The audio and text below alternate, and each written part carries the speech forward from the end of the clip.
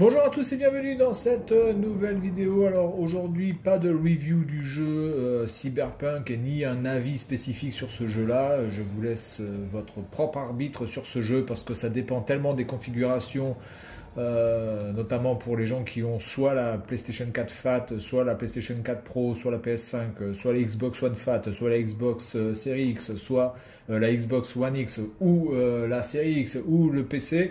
Donc honnêtement, ça ne sert pas à grand chose de faire un avis dessus.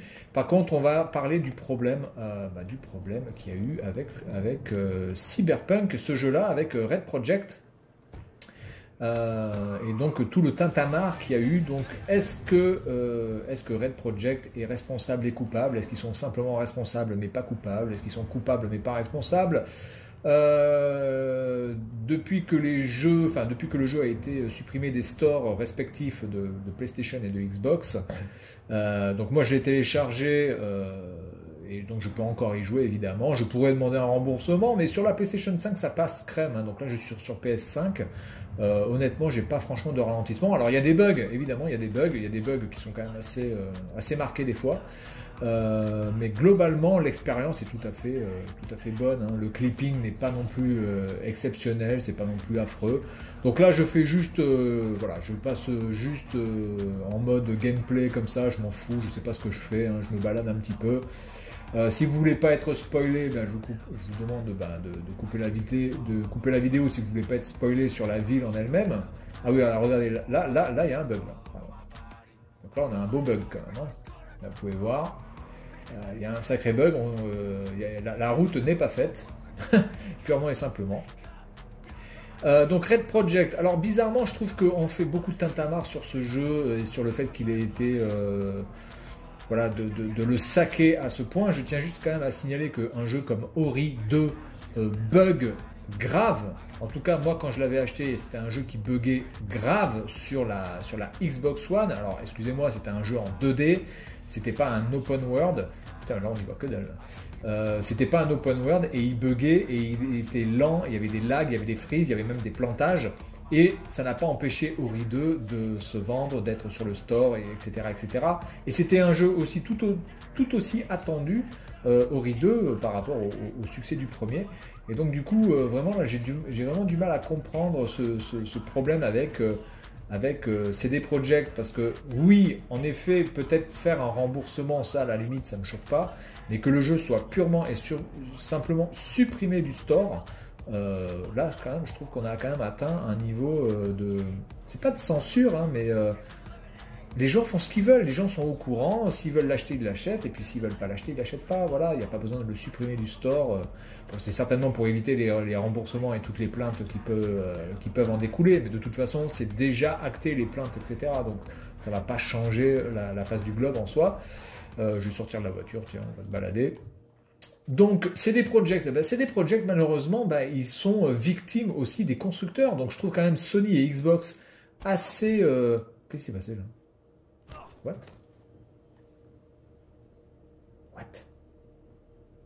Qu'est-ce qui se passe? Qu'est-ce qui s'est passé là? Je trouve quand même Sony et Xbox extrêmement gonflés de faire ça à CD Projekt, en sachant quand même que c'est en partie aussi de leur faute.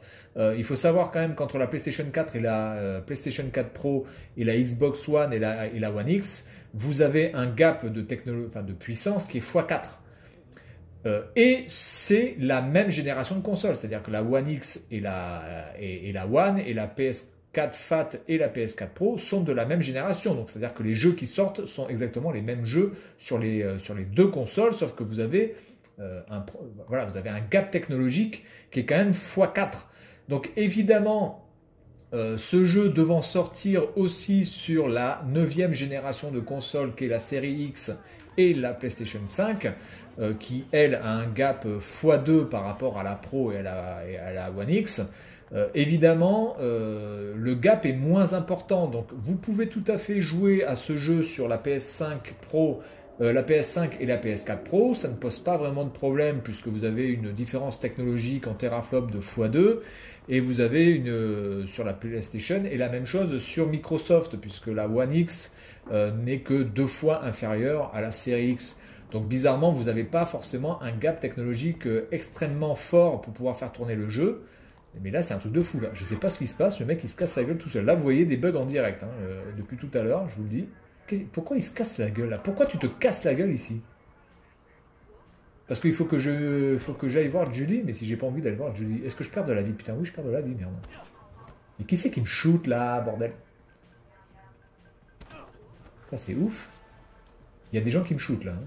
Je sais pas qui me shoot, mais il y a des gens qui me shootent. Qui me shoot là? What?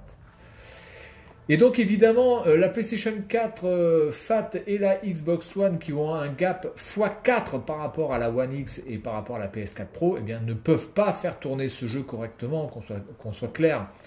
Puisque déjà ce jeu, normalement, pour moi, n'aurait dû sortir que sur la 9e génération en fait. Je pense que Red Project aurait dû, CD Projekt aurait dû clairement dire voilà, le jeu, désolé, ne pourra pas sortir sur la 8e génération, on en est désolé, mais si vous voulez profiter du jeu à 100%, on ne pourra le faire que sur la 9e génération de console et pas sur la 8e.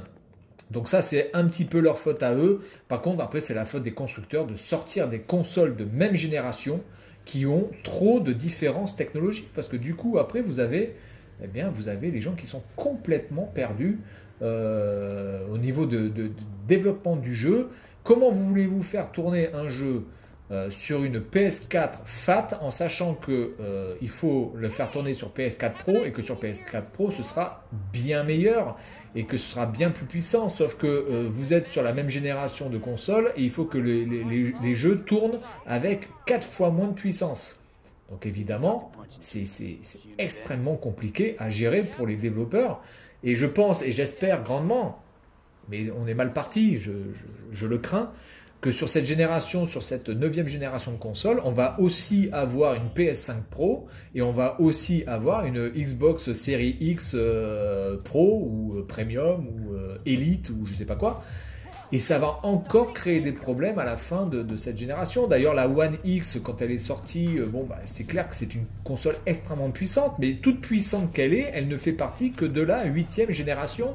Et il n'y a pas de jeu attitré à la One X. Tous les jeux qui sont sortis sur One X pouvaient être jouables sur la Xbox One. Donc quel est l'intérêt d'avoir une console aussi puissante pour faire tourner des jeux qui de toute façon sont des jeux qui vont tourner sur la One ou sur la One S ou sur la PS4 Fat ou sur la PS4 Slim. Donc du coup je ne vois pas l'intérêt parce que la capacité de la machine, la One X, n'a jamais été exploitée. Je tiens quand même à signaler que Ori 2 sur One X bug et lag, alors que la console a clairement les capacités de faire tourner le jeu. Genre à un moment donné, si vous avez une One X qui n'est pas capable de faire tourner Ori 2, il faut changer de console les gars.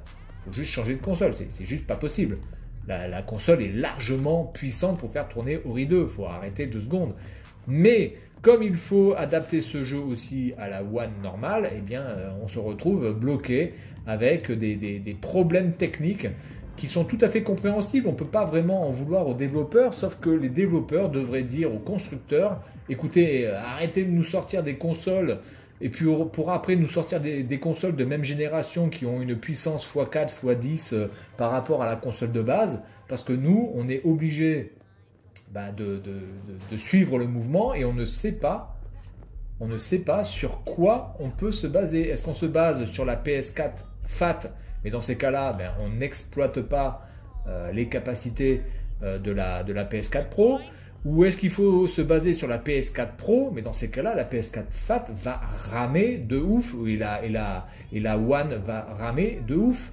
Donc il faut arrêter ça. Quand vous faites des consoles de génération temps, il faut se limiter à faire la même architecture technique, ou alors il faut changer de génération de console. Mais vous ne pouvez pas faire la même génération de console avec un écart technologique aussi grand, en sachant qu'il y a plus d'écart entre la PS4 Pro et la PS4 Fat, et la One X et la One, que entre la PS4 Pro et la PS5, et la One X et la série X. C'est complètement aberrant, quoi. C'est juste aberrant. Et on va avoir ce même problème.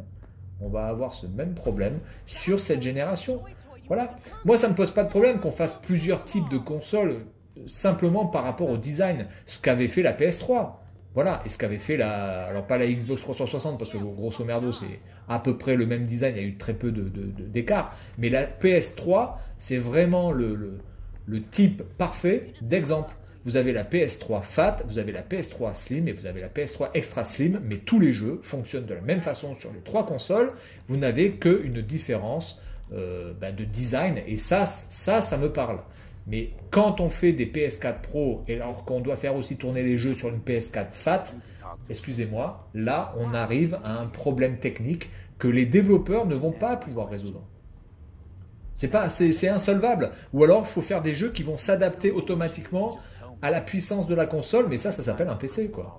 Ça s'appelle un PC, purement et simplement, ça s'appelle un PC. Et je suis même pas sûr que dans cette génération-là, les jeux seront capables de s'adapter vraiment à la puissance de la machine que vous aurez, en sachant si vous avez une PS5 Pro ou une PS5 normale, ou si vous avez une One X, enfin une série X et une série X Elite ou Premium ou ce que vous voulez.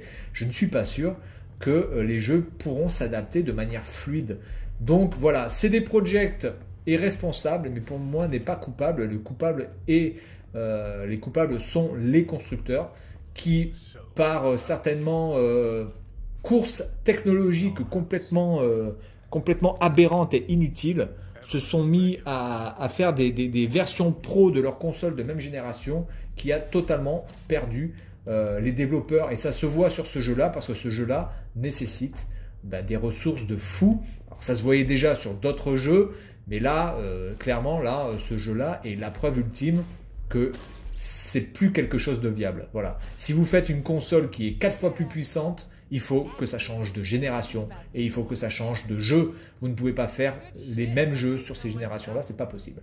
Voilà, donc voilà mon avis pour ce petit problème et ce petit buzz sur Cyberpunk 2077. Pour l'instant, moi je prends du plaisir à y jouer. Bon, honnêtement, je trouve pas que ça soit un jeu extraordinaire non plus. C'est un très bon jeu. Ça peut être un grand jeu, mais est-ce que ça va être vraiment un jeu extraordinaire qui révolutionne quoi que ce soit? Je pense pas. Par contre, l'OST de ce jeu est purement hallucinante et purement fantastique. Vraiment, l'OST, elle me fait penser un petit peu à l'OST de Hotline Miami 2. Il y a un petit peu de ça là-dedans. Il y a un petit peu cette ambiance Hotline Miami 2. Et l'OST est juste gigantesque et monumental. Voilà, après le reste, bon, pour moi, ça reste du classique. Je suis pas non plus époustouflé par le scénario, par les personnages. C'est correct, c'est bon, ça donne ce qu'on attend du jeu, mais c'est pas non plus quelque chose qui m'a complètement bluffé. Voilà, donc c'est tout pour cette vidéo, et puis moi je vous dis à la prochaine. Salut à tous.